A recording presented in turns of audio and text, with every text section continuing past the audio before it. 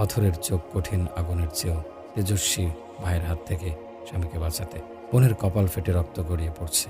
সেই রক্ত অশ্রু হয়ে যুবকের চোখেও দেখা দিল। যুবক তাকালেন বোনের দিকে এবং প্রশ্ন করলেন, কেন তোমরা এমন করলেন?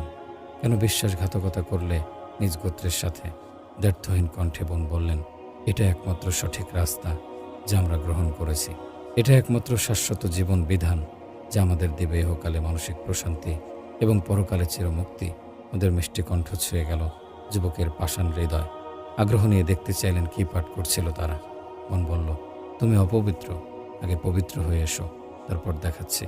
বোনের শেখানো পদ্ধতিতে যুবক পবিত্র হলেন।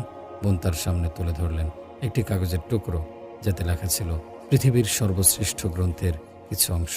যুবক উচ্চস্বরে পাঠ করলেন সেই শব্দমালা, তহা। যুবক ছিলেন তৎকালীন আরবের অল্প কয়েকজন অক্ষর জ্ঞান সমৃদ্ধ ব্যক্তিদের একজন। উক্ত ঐশী